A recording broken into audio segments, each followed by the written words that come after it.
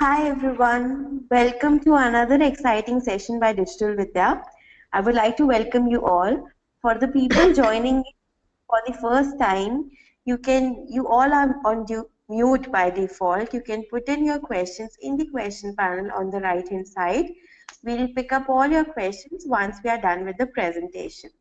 And today we have Hemant Arora, Senior Vice President, Times New York and Business Head, Times Influence. He is rated as one of the top executives in the advertising and marketing industry in India. And Hemant has an accumulated experience of 19 years in sales, business development, and business management across India. He has also played a substantial part as a founder or founder member of businesses where each business has been scaled and has a substantial place today in large business brands or enterprises in the country. Today, he will help us in understanding how to successfully launch our first content marketing campaign. And we look forward to have a great interactive session with all of you. So put in your questions and we'll take up one or two questions after the presentation. Over to you, Hemant, and thank you so much for joining us. Thank you, Divya.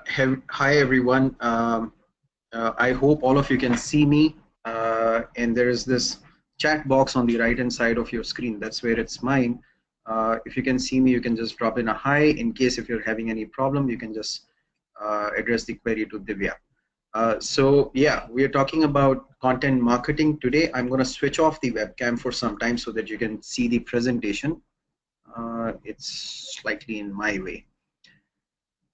Okay, so well, that's the starting slide, and I'm sure all of you may be able to guess right away which brand are we talking about over here.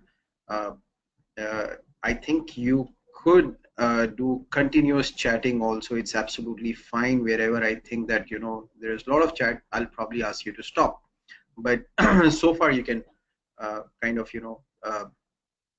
keep working, keep commenting on whatever you see. So a very quick introduction. Uh, as Divya mentioned, sorry, okay. So I'm the business head for Times Influence. We started the business of content marketing about 4 years ago. Today it stands very, very strongly and sharply on four very, very strong principles, which is brands, content that engages and thereby delivers results. As we go through the session today, these are the four pillars of any kind of content marketing campaign that we're going to deep dive into. Content marketing is a fairly deep science now. We will be able to do, I would say, get a sense of some of the things which are absolutely imperative to deliver a great marketing campaign, content marketing campaign. By end of the session, there is going to be a Q&A, and of course, I've mentioned my contact details in case you guys want to do a deeper dive into various nuances of any of the aspects. Please be my guest, and you can write to me anytime, or you can get in touch with me over the phone. Very quick introduction to get you into the warm-up thought process of content marketing itself. Let me begin by a video that we have designed for ourselves. It gives you a fair articulation of what we are going to be talking about pretty soon.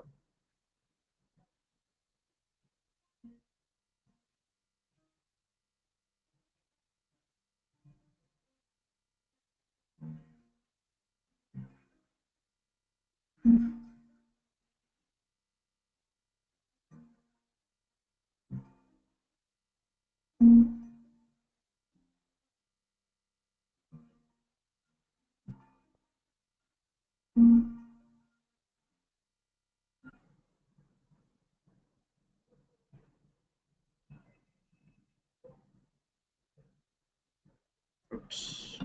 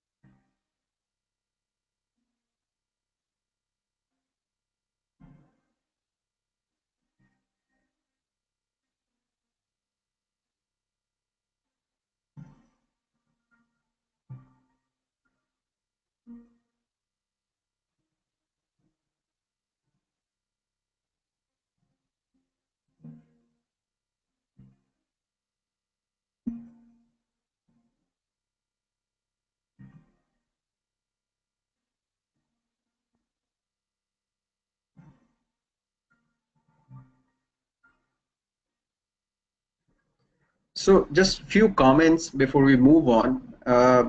Content marketing really came into being about 4 or 5 years ago, where it started becoming a global buzzword.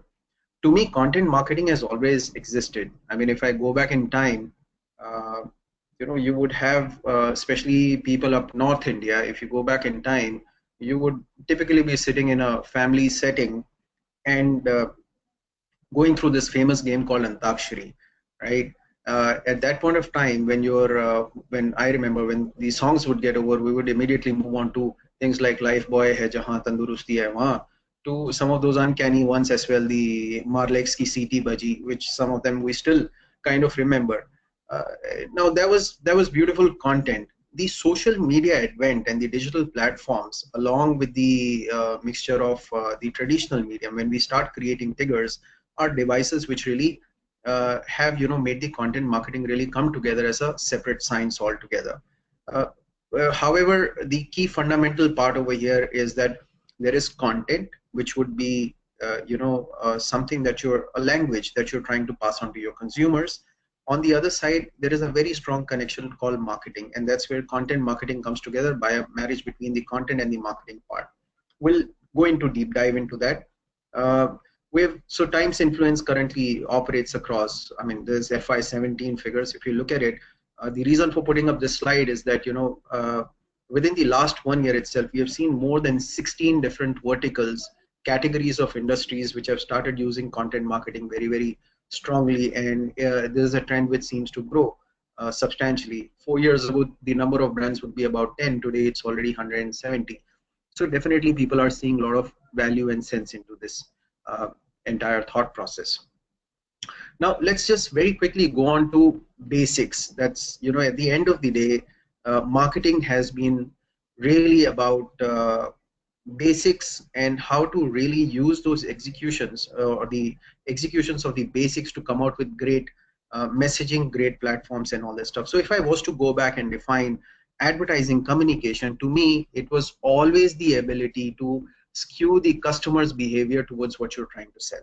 I mean, this is exactly what it is. This is what we may not have been taught in some of those theoretical books, but as we go into our careers and into the jobs, this is exactly what advertising really, really means. And the parts of communication are two. There is a medium, which basically, if you were to kind of give a very lame, a very basic comparison, you're talking about medium, which is a pipe between the seller and the potential customer. And then there is the language, which is the content which is going through that pipe to create a dialogue between the potential customers. I want you to keep some of these basics in mind as we go through the slides, because they will become relevant accordingly.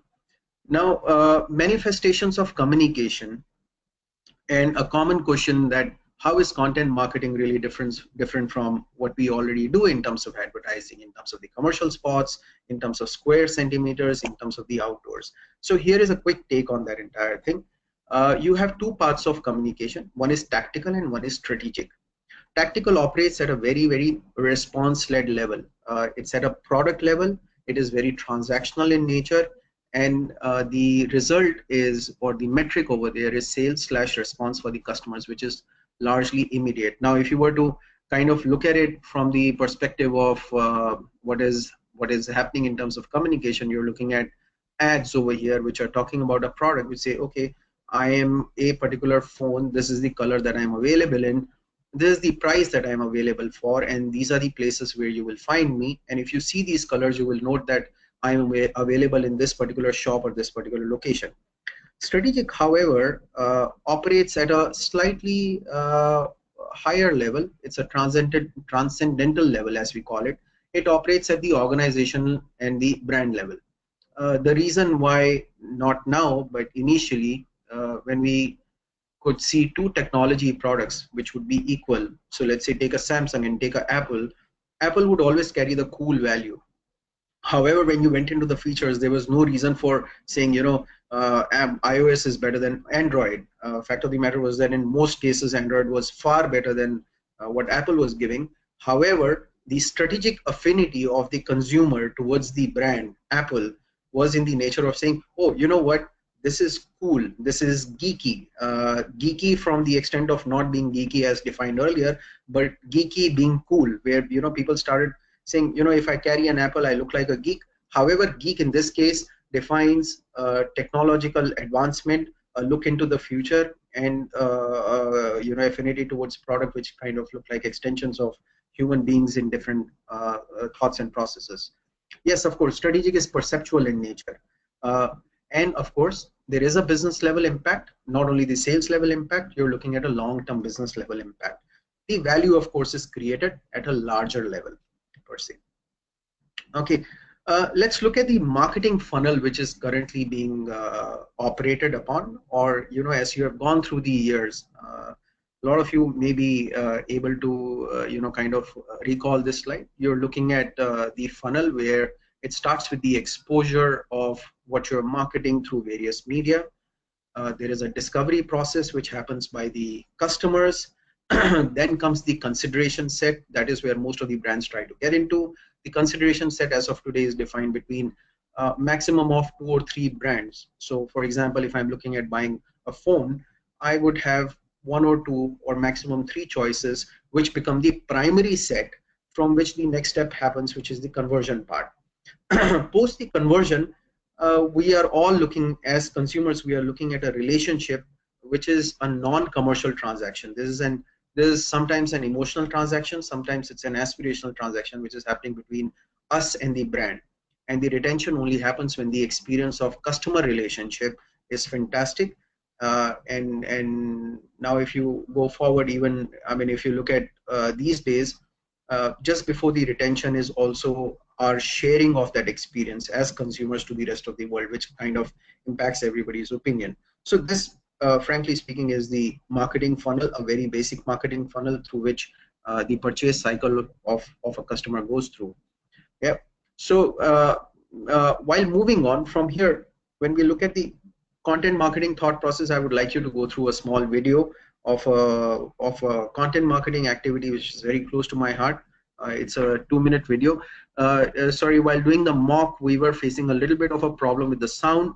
In case if the audio is not completely audible, we will be sending you the links later on. Here's the video.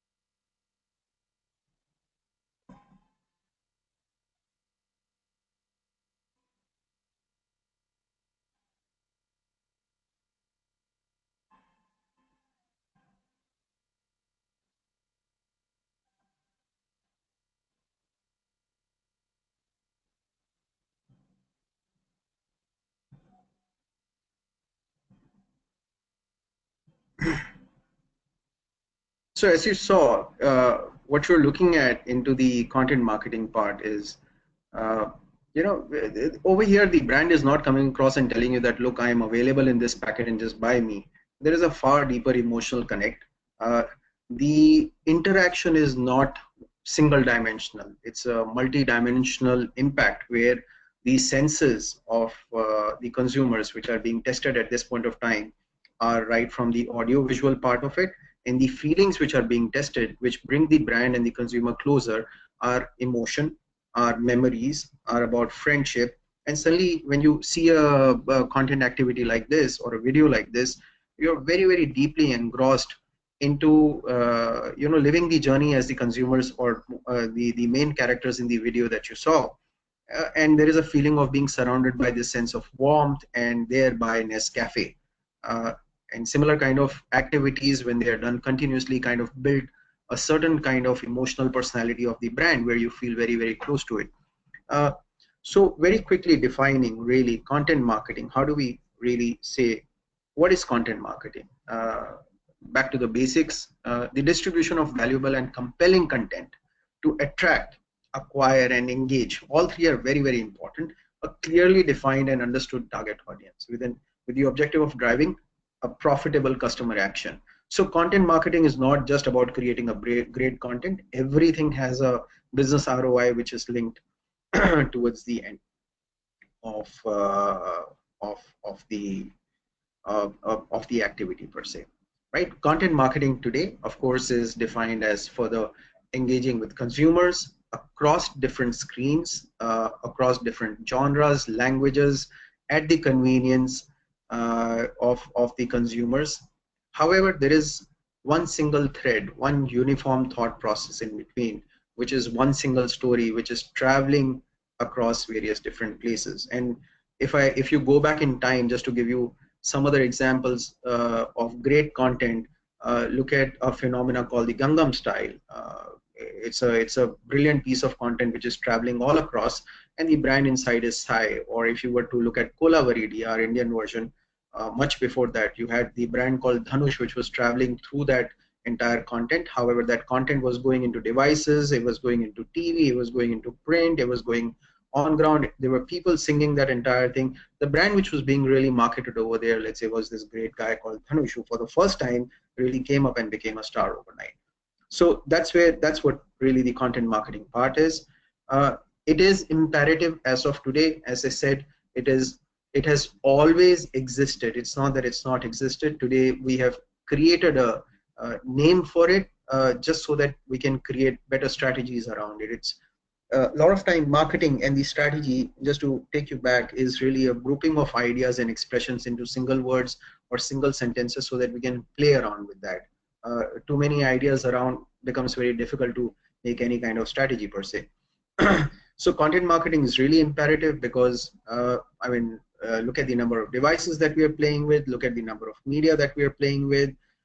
There was a point in time where, on traditional media, we could kind of draw parameter around the overall universe. There was a concept called universe where, you would draw a large ring around the potential target audience, and you could reach them through the traditional methods of reach and frequency, that so many people, SEC, socioeconomic classes 22 plus, all adults living in India, metro cities, can be reached by an X number of reach multiplied by X number of frequency, and thereby the advertising as well as the marketing job is done. Today, that does not happen. Today, we are watching TV at the same time that we are on a mobile phone. So from a marketing perspective, we really need to be in both the places, and we need to be emotionally getting involved with our consumers at the same time. So yeah, some trends over here is why content marketing. Of course, the static ads or the static screens per se have become slightly difficult to just go across. However, will they go away? They will not go away. Tactical marketing will be definitely there. Yes, people now have the choice of blocking their ads, and the trend is increasing slowly and slowly. uh, if you look at the digital trends, you're looking at almost 8 times more site traffic than the non-content marketing practitioners, and these are some of the trends which are coming by. The source is there. You should definitely go across and check out more on this front.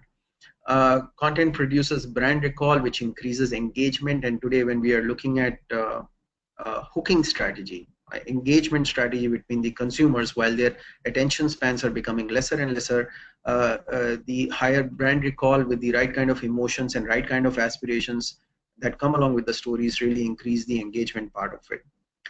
The average time spent on articles is 37-second. Engaging content, let me give you an example of the movie called Lego, and that was close to about 90 minutes straight away. So compelling content will always make sure that you're hooked on, and the brand within that is playing with your senses constantly. Uh, uh, yes, very, very important. Everybody thinks that content marketing is really expensive. If you look at the ROI, and if you look at the leads, as well as the cost of making it. If you create great content, it has a natural way of traveling on its own. And again, I go back to the three examples just I gave you, that I gave you just now. Gangnam Style, you can even go down to some of the campaigns that you would see beautifully happening around us, and that's where the content naturally starts traveling on its own, and definitely costs less. Uh, B2B, again, this is a question which comes up again and again, that how do B2B companies really use content marketing? Fact of the matter is, as of today, 88% is still showing less. We are almost tracking a 92% trend of B2B marketers using content marketing for one simple reason. You're talking about B2B products which are very difficult to fit into small 30-second ads, or very difficult to put in just square centimeters. Over here, you have to tell a larger story. So when you're talking B2B, you're looking at an engineering company trying to market its capability of making a nuclear reactor for a nuclear electricity supply company per se. How do you capture that in a 30-second ad? You can't. You really have to show your capabilities, you have to show the human impact, you have to show the technology which goes behind this, and the size and scale, and thereby you see a lot of B2B companies really looking at content marketing as the main tool. Uh, of course, higher conversion rates, email marketing, definitely yes, form of content marketing which is there. We already spoke about the content marketing for the B2B. And as of last year, the trend of content marketing in every single company has substantially started increasing, almost touching 80%. We have seen the number of CMOs who have parked their budgets for content marketing for the first time has gone up. Last year it was about 27%. Today it's touching almost 80, 85% and all this. So something really good is happening around content marketing, and thereby it does become imperative. Coming to key ingredients of making a successful campaign. Again, I would like all of you to start thinking of content marketing as fundamental marketing. Okay, there is nothing which is different. Instead of, let's say, a soap, bathing soap, you are creating content. However, the journey of this particular product going forward is going to be exactly the same as probably that soap, except over here inside the content is not fat and oil, but over here there are stories, there are conversations about the particular product. Essentially it comes down to the fundamentals of marketing, and that's where content marketing really starts, with few changes of course. Now if I was to kind of objectivize the ingredients and take them one by one, and we can spend some time over here, is starts with establishing very, very strong goal and call for action. So typically on a brief, you would get, okay, I am looking at creating a higher value for the car brand that is being marketed over here, which should not be looking like just another car brand or just basis average and the speed, etc. We want something more emotional, which is going into the overall campaign. Where do we really start? We start by, from a consumer point of view, we are looking at putting together a goal and a call for action for people to identify with. You're looking at a common identity, and I will take you through some of the case studies over here. So if you go back to the Nescafe ad, you established a goal, which was like, okay, you know what, it's a good time to go back and call my friends. Let's create a thought process about reaching back in terms of the friends. The common identity over here was these 2 cups of coffee, which was basically an idea of going back and sharing the memories together over a cup of coffee. The transition of this particular activity, when it went down to the consumers for the time that the effect lasted and the impact lasted, was that people would call each other up and say, here, can I come over for a cup of coffee? And that was the common identity which was created. The face of the campaign, of course, it's always important to have one particular face of the campaign, which in this case was this gentleman by the name of Arnaud, so that people are able to recognize it from a more human point of view. Relevant content, very, very important. How do you decide the relevance? Relevance is something which is contemporary, which is contextual, which is talking to the audiences as per their needs and their wants, not necessarily from the needs of the brand entirely. And that's how the relevance part which is defined. Uh, Again, if you go into the study of human behavior, there is a very, very strong fundamental thought over there, a basic principle, which is defined the entire science of marketing and to a large extent management as well. As human beings, we are programmed to respond. I mean, there is no denying that entire fact. uh, the response is always as per a certain stimuli which we see and interact with in a different way. So to give you an example, if I tell you a joke, probably you will laugh. If I give you a tragic story, you will have a far more emotional outcome of that. If I tell you the story of heroism, you will get goosebumps, right? It's not very difficult to start documenting from a commonsensical experiential point of view what kind of stimuli evokes what kind of response. We go through this every single day. Uh, when we are looking at content and when we are looking at triggering conversations, these are some of the things that we actually go back and dip down into. That if I'm looking at creating a brand to look like a hero, Mountain Dew, डर के आगे जीत है. I think that's the punchline. But when you're looking at triggering the conversations over there, you're looking at a stimuli of somebody going through a challenge which has to be overcome. There is absolutely no way in normal circumstances that this person would be able to do it. So of course there is a goosebumpish phenomena and a factor that is playing in the mind, which is getting translated to this. And then there is achievement that triggers a conversation. My God, did you see that? It's not possible, but this guy did it. And of course the brand benefits. uh, Execution, of course, is very, very important. It cannot, at any point in time, there are two ways of doing the commercial, the content marketing piece. You can have brands sit out in form of a huge logo during this entire thing, or you can subtly build into this. Of course, when you make a huge logo of the brand sitting right through the content marketing, it definitely looks like a advertising plug. So definitely a no-no. What in terms of seamless execution, what really needs to come out at any point in time are the values of the brand, uh, which are intermixed along with the colors, along with the signs, along with some other situations where the brand can be seen in a nice way. So if you go back to the Nescafe video, again, you're looking at these two cups which are red in color. Nescafe is written over it. As you go through the video, towards the end of it, you don't even see Nescafe, you just see red mugs. And that creates a beautiful seamless execution without a brand staring in the face, in your face, when you're really trying to understand that content. Media outreach, of course, again, we'll go through this slide at a very, very soon in terms of how to really define your media part of it. Again, I would go back into the experiential mode. If you take a walk down the park today evening, try noticing the amount of media which is trying to interact with you.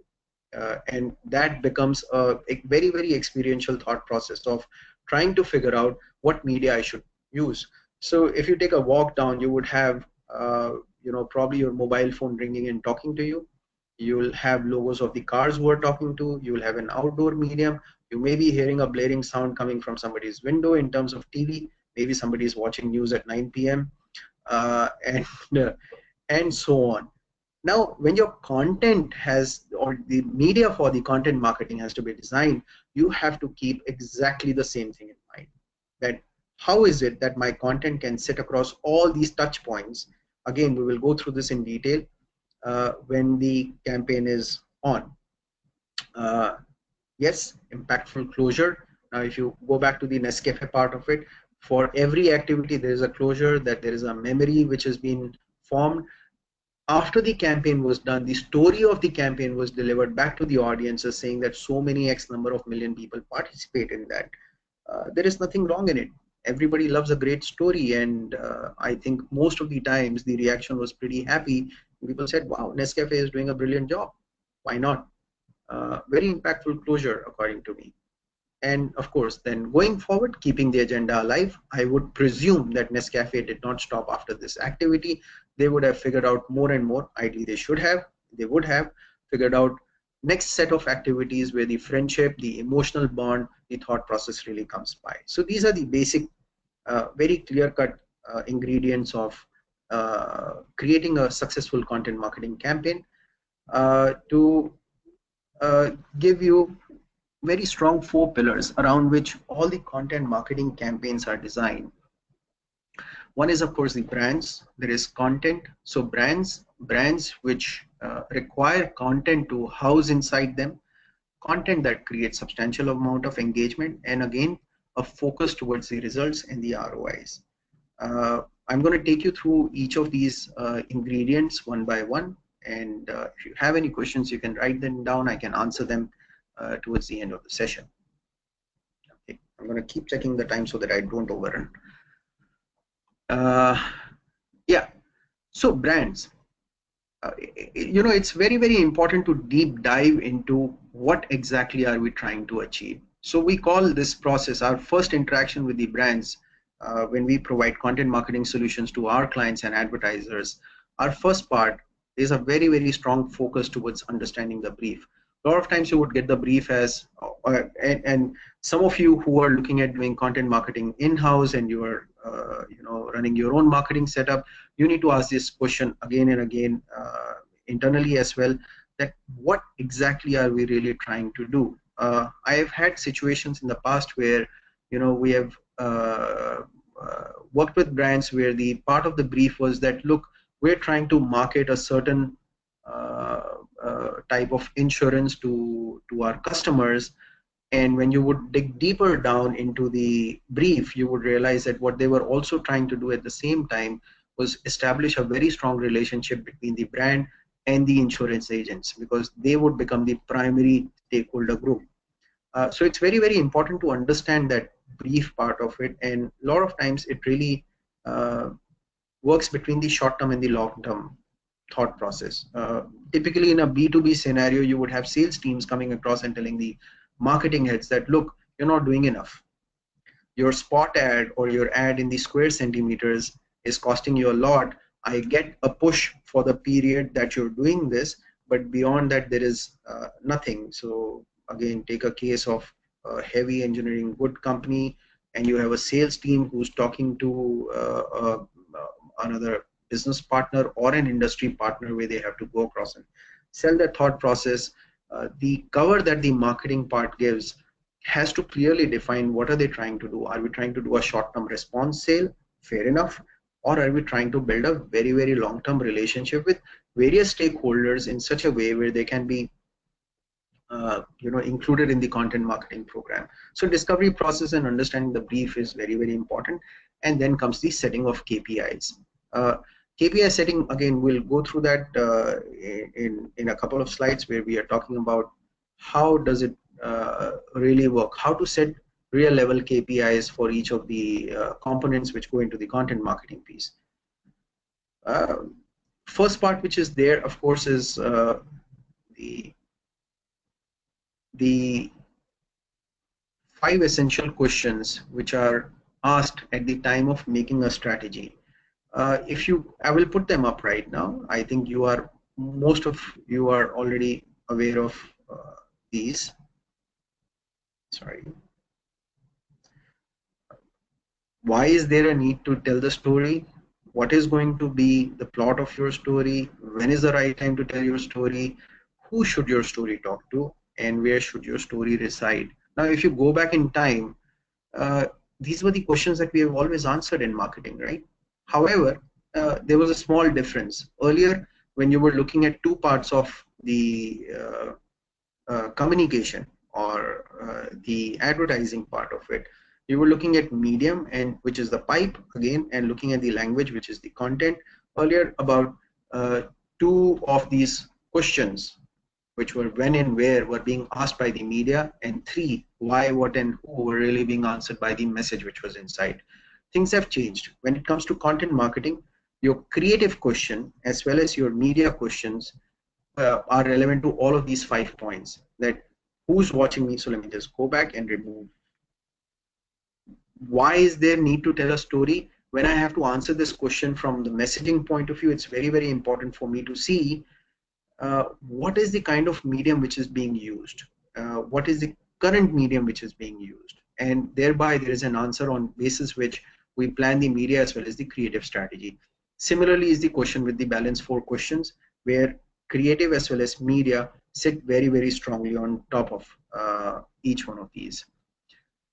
Yes, the KPIs is very, very important. How do you really measure the returns? How do you measure whether the content is working for you? It has to be specific to each and every single component of content marketing. Now, a lot of times, when I have to explain how does content, what is the nature of content, I typically, empty the bottle of water on my table or somebody else's table and allow the water to flow. A beautiful piece of content will actually flow like uh, in the exact same nature of liquid, any kind of liquid. When it's dropped onto a surface, wherever it finds a slope, which means triggers, automatic triggers, it will increase the speed, it will spread more. Wherever it finds a barrier, it would probably stop or take a turn. That's what happens with the brilliant content per se, right? Uh, Now, the trigger points, of course, at any point in time can be broken down in terms of the medium. So what is really television doing for this content? It provides viewership, it provides some kind of engagement with the content. More importantly, it gives you a larger magnified sprinkling of the content across an entire country or across an entire market. Print is used for creating very strong response. So when you're doing content marketing, and if you want to really talk about, tell people that there is a particular place where a particular content activity is going to take place and they should come across and tune in, print is probably one of the strongest mediums to go across and talk about that. Social media creates beautiful amount of engagement and shareability. So social, again, go back to the basics of social. Social is very clearly defined as my decisions will impact your opinions will impact my decisions. Media, of course, is devices. However, social content does exactly what I just told you. It's a brilliant place to be able to share. So when we are defining the KPIs, we are not looking at the number of impressions. You are really looking at the way the conversations really happen. Who shared what kind of conversations? How did the conversation really travel? Experiential is when you're going through the content piece, and that's where we measure interactivity and footfalls, and that's where we put the goals. Digital, of course, is really about owning the media and thereby the amount of views and followers and the traffic that you have owned. Branding is to create a larger amount of sense on sales. And of course, when we look at the overall influence on business, the KPIs which are set are very strongly incremental sales and return on investment. Both are very easy to measure when we look at content marketing from a very objective point of view. Season after season, there has been again a trend. Whenever you follow content marketing thing, the incremental sales that you get basis the investment on content marketing are substantially high, both from two perspectives. One is immediate conversions, and second is the future potential buyers. It starts an automatic chain. Yeah, so having a focus on brands is very, very important. The next part that we go through is the content and engagement, which really translates into focus on product. Now, well, there are three types of content currently which are defined. We are looking at hero, hub, and hygiene content. All three of them can work separately or together to create a great brand story or create great content marketing campaign. To define hero content is a spike that you see once in a while. So what you saw with, again, going back to Nescafe, is hero content, or when Red Bull does this stratosphere jump from some million feet up in the sky, somebody jumping down the parachute. It's really the hero content. For a short while, there is a huge recall of the content and thereby the brand when it comes to content marketing activity. Hygiene content, on the other hand, is something that is being done on daily basis by the brand. So if you look at insurance companies, if you look at B2B companies, if you're looking at technology companies, if you look at companies like GE, they are investing a lot on how do I go across and talk about my brand on a daily basis. uh, and it may not have a hero moment per se. It won't be a very high spiked kind of a thought process, but what they build by the end of the year is a very, very strong community. And then comes the hub content. Hub content is largely a way of creating a destination for the creators. So currently, when you look at content marketing, you would start with the destination. However, hub content kind of reverses that entire piece, where they say, once I've got triggers going on within the consumers between the hero as well as the hygiene, can we create a destination for people who would automatically start creating the content because they want to talk about it? So you could talk about the ice bucket challenge, for example. That really worked like hub content. It started at hero content, but at the end of it, you actually had everybody creating that content and posting it on Facebook or other social media and passing it on, and thereby, it kind of resided in a very, very strong way. uh, I'm going to give you some examples of how we look at each of these content and some of the things which have really worked for us. So the first case study, I'm sorry, this is slightly small for you guys to read, but you can go through it at a later date.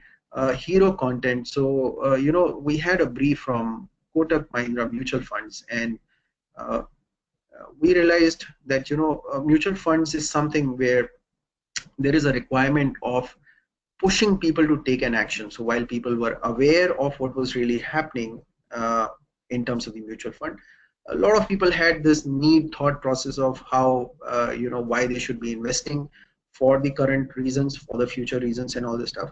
There was a reason to create one single day where, they would be forced to take an action.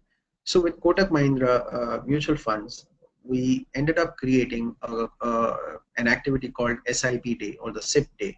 It's called hashtag SIP Day. It happens in the month of August every year. Last year was the first one. It ended up being close to about 30,000 conversions in a single day, and thereby substantial amount of action towards not only Kotak Mahindra Bank, which got the benefit as the leader and the main brand who started this entire activity, but in the mutual fund category overall. Apart from that, you're looking at some brilliant media penetration or the brand penetration at 4.2 million impressions. You're looking at 2 lakh interactions across the social media interactions, not just followers, not just likes, etc. And of course, then the reach, etc. And definite improvement in the overall brand recall. So that's how hero content really works.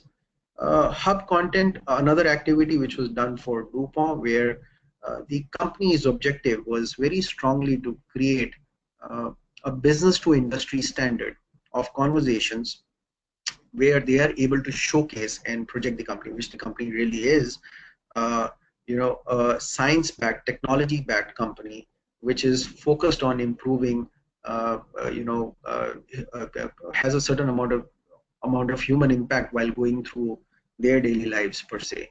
So you were looking at India as a growing economy, and when we are looking at growing economy, the thought processes of, let's say, for example, food productivity, which is one of the verticals that DuPont operates in, how to multiply the productivity on the food end of it. And but while you focus on food productivity, because of which there is a larger food output, there is a chance of wastage because of no storage, no solid storage solutions. Now, DuPont invoked through power of Shunya for innovators to come forward and give their ideas on how to store food better, their own inventions and all that stuff. So what happened was that people across the country started creating, or the innovators across the country really started creating content on the other side, talking about their own products when it came to the food storage part of it, to achieve zero wastage on food, and thereby the power of Shunya. And this happened across 16 different verticals. So there was food storage, you would talk about work safety hazard, you would talk about zero carbon emissions, and so on and so forth. By end of 2 years, Power of Shunya actually became the largest repository of innovations across the country, almost going up to about 450 different innovations which were ready to kind of be seeded as businesses themselves. So that's how hub content really work, and of course it creates a beautiful amount of uh, uh, thought process. Now if you look at it over here on this particular idea board, you would barely make out where DuPont is sitting. It's sitting on the right hand side as a logo just during this presentation. Also the focus over here was really to bring out that value where people can slowly start interacting with something called the power of Shunya, and power of Shunya automatically will be recognized by this brand called DuPont. The last one, hygiene content, very strong philosophy on, again, sorry, this is slightly small. I will read this out to you. There's an activity called Walk for Health, which was created for Max Bupa. The brief was very simple, that we are looking at uh, insurance. Now, insurance in India has been seen as a morbid product. It's something happens to you, and then only you, no, you don't get the benefit. Somebody else in your family gets a benefit. So, how do we really create a habit out of buying the insurance? And at that point of time, Max Bupa, I believe, was this again 4 years ago. Max Bupa was probably one of the last entrants into the insurance space, and they were already facing enough challenges by a strong recall from LIC, even though LIC at that point of time, I'm not sure whether they were in health business, but from a large insurance perspective, to private players like ICICI, Polo Munich, and so on. Uh, so yeah, so over here, the hygiene content was created. We said, okay, listen, let's say if you cannot create a habit about something that has been seen as negative, it could be wrong. Can we create a habit out of positive and thereby health? Let people focus on their health, because we were talking about health insurance. Can we enable them to acquire this habit? What is the simplest thing? Walk. Now, okay, fair enough. So walk for health. How do we really promote this entire thing? We got celebrities, and the editorial and all the influencers across the country would start talking about why it is important to just take a short walk every single morning for health. And then there is a common demonstration by creating one single day across, where people from Bombay, Delhi, and Bangalore would be walking at the same time across all those three cities, to create a sense that, look, there is a common movement, I belong over here, I want to walk for health. And when it comes to solidarity with the overall thought process, I would like to go across and go a longer walk in terms of a walkathon. This content has become a every year phenomena. This would be, I think, the fifth year now in 2017. However, look at the beauty over here. From a hygiene point of view, you can talk about walk, you can talk about health. If you were to do hashtag walk, hashtag health, hashtag insurance, it would probably point you back to Max Bupa as a brand. And that's how it builds the community on a daily basis, and thereby it kind of comes over there. The second part on the so that was the content. The product, it's very important to be innovative and time relevant. You cannot have something which is, you know uh, 20 years ago to talk to a consumer as of today. I'll show you one example. This was the Cannes winner this in the last season. uh, just take a look at the entire sense of how the impact happens when you're looking at something which is absolutely relevant right now, and then we'll talk about this later.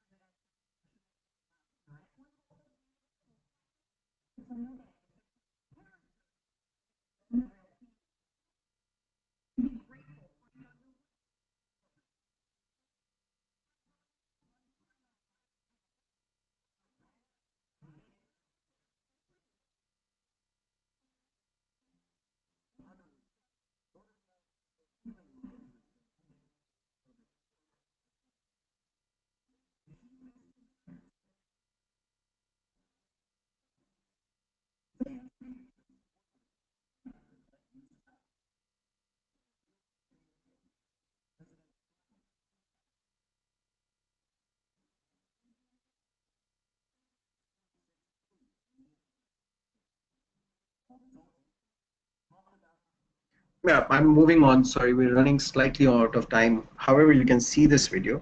But essentially, what you were looking at was this brilliant, brilliant execution of being able to get so much more out of the media and the content play because you were just time relevant out there. And this is what talks about great, innovative content marketing campaigns. So keep a lookout in terms of what is really happening. So today, if you are a player who's got some kind of stake in GST, for example, and when GST is being talked about by the government of India and it's in news every single day, there is a reason to participate or create some kind of content. You have already seen some of the cars doing that. In fact, there is a BMW campaign which is currently going on, which says fastest to GST. And then today morning there was a news about Mercedes-Benz looking at passing on that uh, benefit to all the consumers.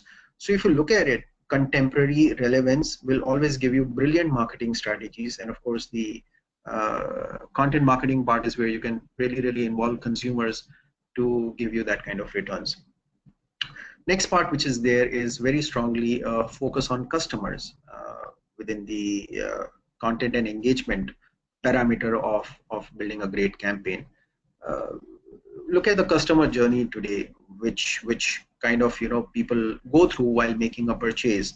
If you look at the bottom of the slide, you're looking at five basic stages. You're looking at something called stimulus. You're looking at zero moment of truth, first moment of truth, all the way going up to the ultimate moment of truth.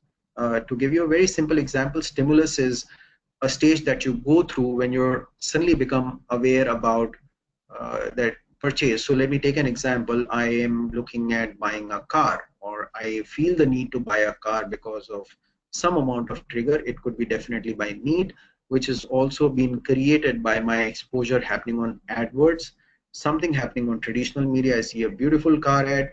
Of course, my need is becomes exponential, and suddenly I want to take action. The next moment of truth which is there is where the customer journey goes across. Let's take the example of car buying again. We are going into review of the cars, so I would like to go across and search which car really works well. Does it have great mileage? If I already have choices, what are my friends really talking about right now? Who's the expert out there as a car marketer, and what is it that they are saying before I start making my next decision? And the third part which is there, which is the first moment of truth, is identification of really going across and zeroing on what do I really, really want to buy. And again, if you see the interaction of the media, which is happening through digital, social, and traditional media, you would see the number of places that the brands are trying to interact with the customer per se. Second moment of truth, of course, is the buy itself. You have bought the entire thing and now you're going through the experience. And the ultimate moment of truth, which is the latest phenomena, is really talking about sharing your experience after you have purchased the product, which today has become very, very, very important because the social content and the social media phenomena. So so this is how the customer journey is. Now you could put phones over there, you could put watches, you could put Maggie masala, etc., etc., everything over here and create your own customer journey. But fact of the matter is that we are going through these five stages, and within that five stage, purchase is important, and then we're also looking at the ultimate moment of truth, which is about sharing post your experience. Uh, the customer touch points, thereby on one side you have a very emotional and rational approach. From a content point of view, you're looking at entertaining and educating. On the other side, you're looking at awareness and purchase, which goes through again an entertain to inspire to a convince kind of a cycle. Very quickly, the pre-purchase, purchase, and post-purchase touch points, if you see, are massive out there. Now, this is what we are going through every single day in our lives when we are going through our purchase cycle, and that's where there is a need to be able to uh, create a uniform thread which cuts through this entire, I would call it, chaos, and creates our own pattern, which is what can be owned by the brands. Look at consumers. This is a very, very important piece, and normally I would like to spend a lot of time over here. Is one basic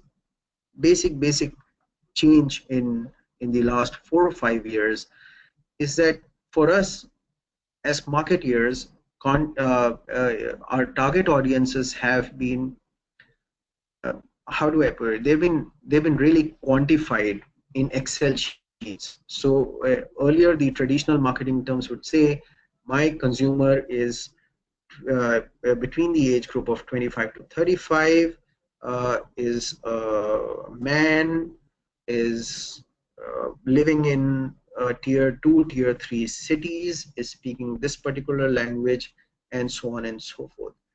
And today is the day where we actually go back and talk to our clients and say, listen, wake up.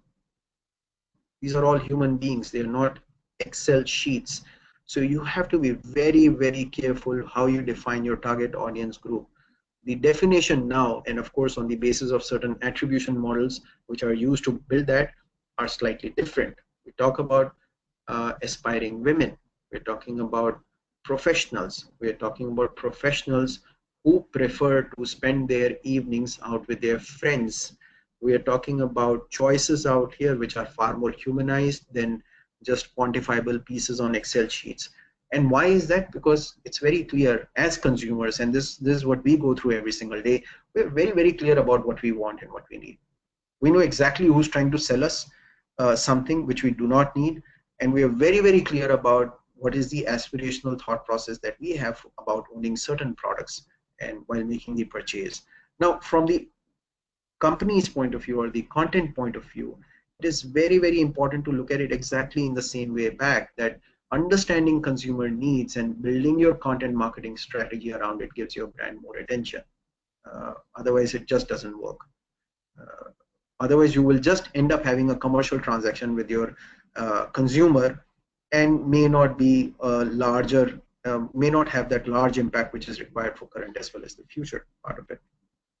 Yeah. Very quickly, this is the influencer marketing compass. So if you look at the one in yellow, I'm not sure whether it's very visible to you guys, but so you're looking at the, let me just take you through the colors very quickly. The internal color really talks about the brand and the brand attributes. The green color is the manifestation of these attributes into the kind of medium that you're going to use. The purple talks about the content triggers, and the fifth, which is the outcome of the first three actions, sitting in terms of the values of the brand and the way they perceive the consumers. Again, I'll be sending this presentation across so that you guys can see it in detail and kind of use that for formulating your strategy. It's a very, very important process to see as a brand the kind of impact that you can create on your customers through content marketing journey by focusing on the end result. However, starting that very, very rigorous process of saying, no, these are the steps that I need to go through very logically. I'm going to skip this right now. We're running out of time. There's an example of how we created something in terms of customer focus. Yeah, very, very important slide, results, which is the last section of our conversation. We are talking about returns over here. So everybody says, okay, am I spending or am I investing? And the conversation is, of course, there's an investment. Now we are looking at, I mean, if you look at these three circles, today, again, with the interaction that we are having across the consumer groups, you're looking at paid media. This is where you start spending money, which translates into earned media and finally goes into owned media per se. So if you go back to, let's say, a Nescafe or the Netflix example, they paid for the commercial space. They got spoken about because of their innovative and the time relevant thought process. And effectively, the owned media is a later phenomena where brands themselves start becoming media in themselves. In fact, that is a phenomena that we are seeing across the globe, where the focus is towards going towards owned media. The most effective media mix, of course, happens when there is a cross over there between paid, earned, and owned media. Now, when you keep spending money and when you have that focus, the results are measured in form of this, where the amount of money that you need to pay to media starts becoming smaller and smaller. Your earned media becomes bigger, and definitely brands start owning their own media. That is a journey that we kind of track throughout the content marketing. To give you an example why this is important, how to see this particular piece is because the instant response from most of the CMOs is, Oh, will I increase my sales? No, you will not increase your sales in day one. But what you would definitely do is really sincerely impact the cost of acquisition of your customers during the short term as well as the long term part of it. Which means that if I am attracted towards your brand, you don't need to spend money on me to come to you again. You can spend that money towards developing another set. And that is how you kind of measure it. We do a lot of research for every single project, and anybody who's practicing content marketing should focus on instituting research work. Again, please think of it as the normal marketing cycle, except that over here you're looking at a very, very important part, which is owning that media which you're going to pay today for, right? uh, uh, and the basic pillars over here are, if you look at it, if you look at the bottom right at box, you're looking at a recall value during the content marketing and the post content marketing activity for Jaguar XE, the brand associated with the show. So there was a ready to rule show which was created, and while doing the research you would find out who's being related over here when it comes to a car brand associated with a ready to rule kind of a show, of course, and then the awareness of the content which is there. And over here, for example, when you go through the content marketing piece, we realize that there is an 86% awareness of the overall content marketing piece, because over here you're creating a marriage between the product, content, as well as the marketing part of it. You cannot only measure the product. And over a period of time, this cycle completely changes from uh, paid to own media journey perspective. I will skip this part. This is Jabong. Again, when I send you the presentation, you will go through in detail of seeing how the journey really happens. Effectively, what I'm really talking about is a very strong focus on research, very strong focus on metrics, but getting the right metrics in place. Your metrics cannot be only impressions. You have to figure out how the conversations are taking place. Your measurement cannot be views. Your measurement has to be how many people who viewed and came back again and again. And today, all of these are fairly measurable, either through independent research agencies in case if you're doing a large project, or if you're doing only a digital only piece, then between Yahoo Analytics, Google Analytics, I think you get a lot of this results which are ready made. But important to these. Finally, last part of the entire presentation. Sorry, I'm overrunning already, so I'm going to go through. This is very important for, in fact, everybody. How do you really build an ecosystem which supports content marketing? Because a lot of times there is a question which will come from the CFO or the CEO, why do we really need to spend over here? And how is it that we are going to gain?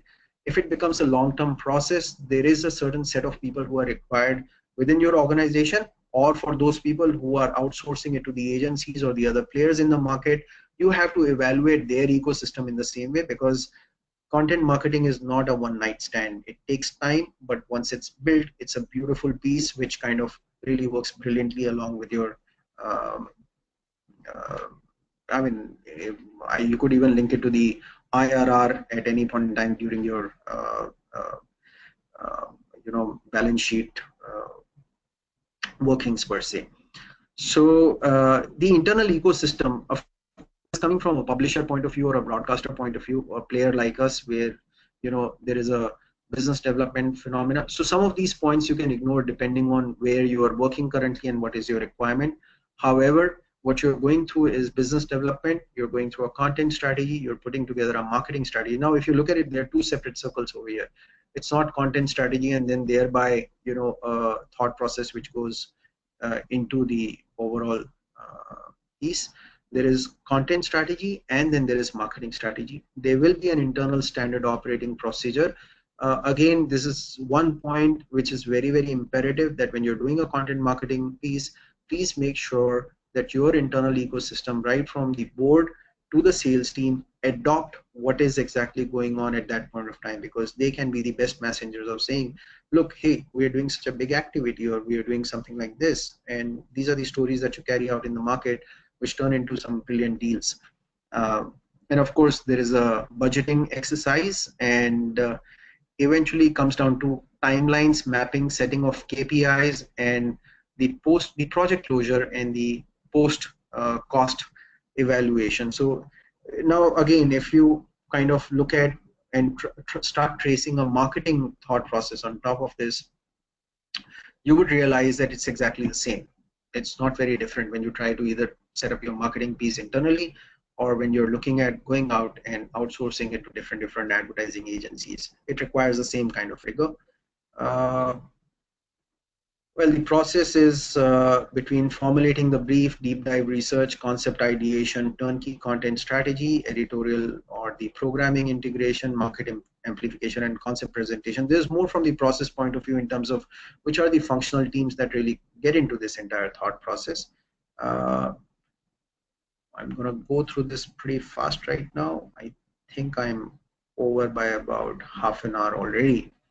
And of course, then there is content production, approval process, campaign rollout, and finally, uh, impact assessment. Very, very important piece which actually starts working onto the development of next level engagement. Anybody who wants to understand the internal ecosystem, please go ahead and write to me whenever you feel like. So summarizing this session. So content marketing is equal to content plus marketing. It's not about content. It's not about winning that award. And that's about it. You have to be at it in the same way how you followed the marketing religion at any point in time.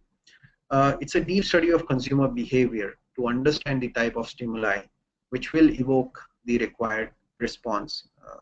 Very experiential. If you observe around you, you would be able to kind of predict almost 70% of stimuli which are required to evoke a certain amount of response. And the beauty over here is that you're not asking people for a commercial response or a transactional response. You're asking them to be emotionally bonded with you. And that kind of makes a huge amount of difference. The 5 questions of who, why, when, where, what / how need to be answered by both messaging as well as the medium. Customers are human beings at the end of the day and not just demographics. It's a huge piece to understand, which is why we will remember the stories which we were told when we were kids and may not really remember the ads that we were seeing at that point of time, right? And thereby the metrics, it is imperative to include research. It could be small research, but at any point in time, set your KPIs right, set your measurement tools right, and look at the content marketing campaign with 3 different parameters of reference, recall, and review. Review is important because it gives you a direction for the next set of activities or the next reference point. Setting of KPIs, as we spoke about, will help you create a long-term internal vision and set an ecosystem for the content marketing strategy. Uh, Content marketing is used for delivering high-level business ROI. It is not a one-night stand. You will hear me say this again and again in various forums. A good mix of hub, hygiene, and hero content will give you measurable returns. And finally, continuous content marketing focus definitely transforms brands into media. In fact, as of today, we are seeing lots and lots of clients. You would even see globally, if you do a search on content marketing for banks, you would actually see a lot of banks abroad are saying that we do not want to be known as banks to our consumers. We want to be known as content owners, because that's what we are selling to them. We are selling to them trust. We are selling to them credibility. We're selling to them safer investments, and not necessarily just another bank per se. So with that, thank you so much for being a patient audience. As I said, content marketing is a deep science. I've tried to cover one layer, top layer of it in this particular session. However, at any point in time, each of the sections can be further deep dived into. And here are my contacts for you. We can start the Q&A. In case you need to know more, relate more, find out more, etc., please go ahead and write to me. My mobile number is mentioned over there for your reference, and thank you very much.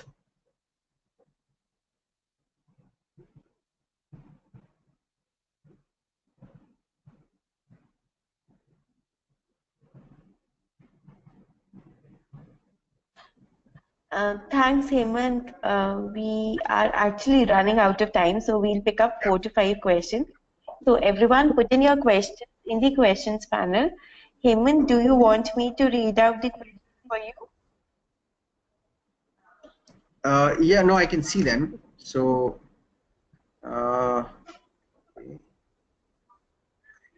If you want, I can do that. oh yeah, you could do that. I think there are a lot of them, so maybe you can just help me out. Sure. So, taking up first question from Vishal, he needs to understand the hub content with some different examples, as it was a little difficult for him to understand it. I'm sorry, just would you repeat that question, please?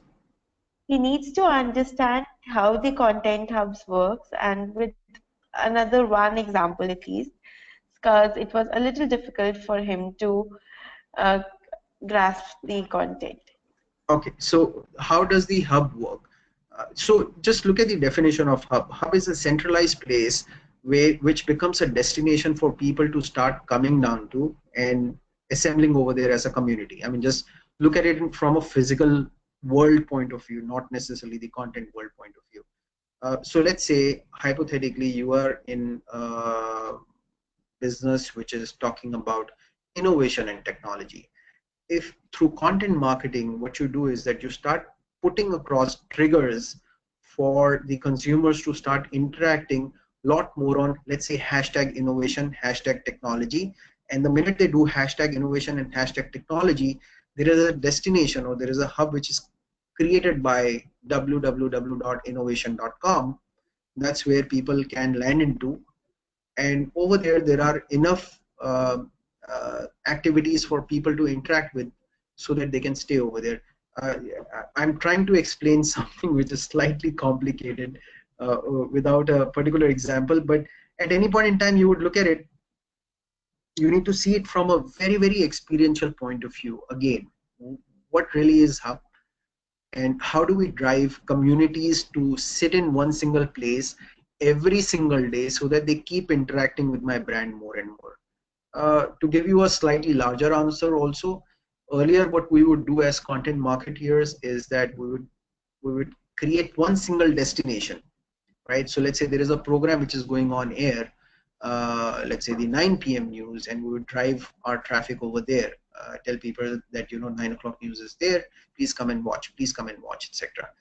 uh, Now just flip it for 2 seconds. What if we get people to start being part of the news where they are also creating content and start believing in that phenomena throughout the entire day? The interaction with news as a category with the consumers starts increasing from just a 9 o'clock show to throughout the day. That kind of works like a hub kind of a thing. Again, Vishal, very happy to do a one-on-one to take you through deep dive examples on this one. It's a very interesting phenomena. It works beautifully once you start focusing on it. It actually is the start of owning your own media by working through the journey of paid to own kind of a thought process. Great. Thank you so much, Hemant. Just before asking the next question, I am launching out a poll for people who are interested in joining up for a digital marketing course, and also for people who joined in late or missed watching the video. We'll share out the recording along with the presentation and video URLs so that you can watch it at a later stage, and you'll get that delivered to your inbox by Tuesday. Yeah. So next question is by Devika.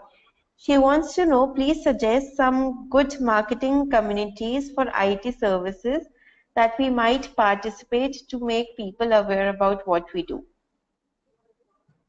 Oh, okay, Devika, you'll have to be slightly more specific on that one. What part of IT? Are you talking about outsourcing technology? Are we looking at services? Are we looking at artificial intelligence? Are we looking at machine learning and so on? Now, let's say hypothetically, if you're looking at machine learning, She's looking for digital transformation. so digital transformation. Now, when you're looking at digital transformation, you need to find out where are these people residing who would be my most potential customers as of today. So let's say you're looking at digital transformation and we are looking at SMEs who currently require that kind of a thought process of transforming themselves from a non-automated process to now the overall automated process through digital transformation. I'm just trying to kind of put two and two together over here. Now, obviously, let's say we identified the segment as SMEs, and within that we say, okay, the people who are manufacturing cricket bats in Jalandhar maybe later on, but people who are on the medical services side probably are more relevant. I would probably go across and find out events, or I would probably start interacting with influencers. I would start creating bloggers, or I would start working on my own blogs. I would start creating content online, offline, where I can start interacting people who have that specific need in media medical services, where I can constantly tease them with the fact that how digital automation really helps them go forward. Uh, it's like writing a book and promoting it. Of course, over here, the book is in form of content which is sprinkled across various medium. It's sprinkled across on ground, where you can do captive audience engagement and at the same time do a larger engagement by creative thought processes. Again, it's a one-on-one question which requires a deeper dive of kind of putting the entire thing together. Not very difficult, however, very difficult to put together in 2 minutes time. I would like to work on that. My phone number Understood. is with you. Definitely get in touch and we'll take you through that entire exercise of how to do it in the easiest way possible. Great. So Devika, actually she attended your session on CMS Asia 2017. So she also wants to know how can she increase organic likes for her Facebook and Twitter profile, as she is an author and looking for social media promotion of her book. So the journey is always going to be paid to earn to own. If you don't pay, there is a very, very slow way of increasing the organic search. Organic would typically mean uh, slow, uh, but sure for that matter. So of course you have a lot of you know loyalists out there. You may not have volumes per se. If you have budget to spend, I would always advise pay up, create certain interventions of inorganic growth.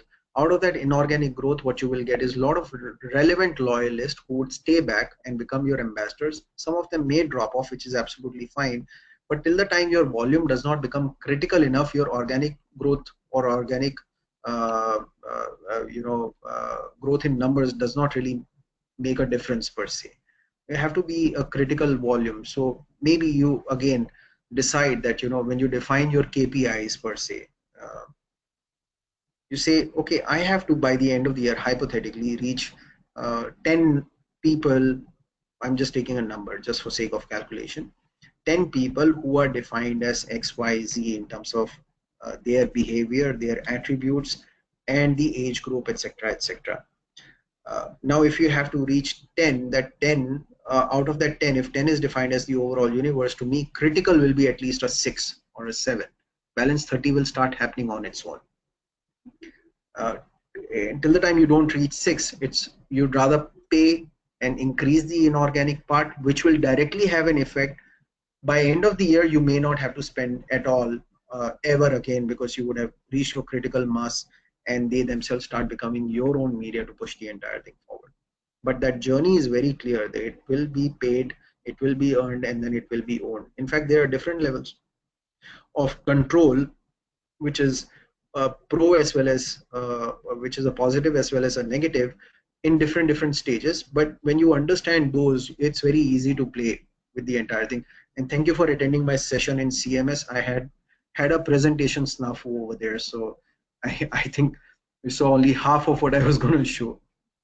But nevertheless, I'm glad that you're attending this session as well. Great. Thank you so much. Picking up last question, it's by Aparna.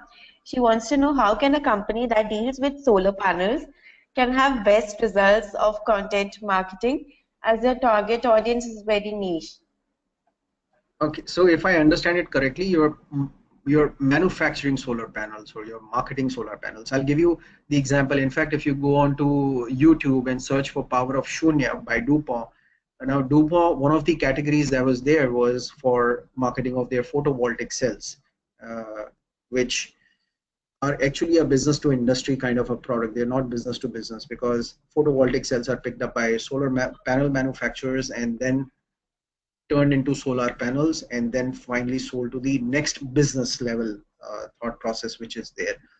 So uh, again,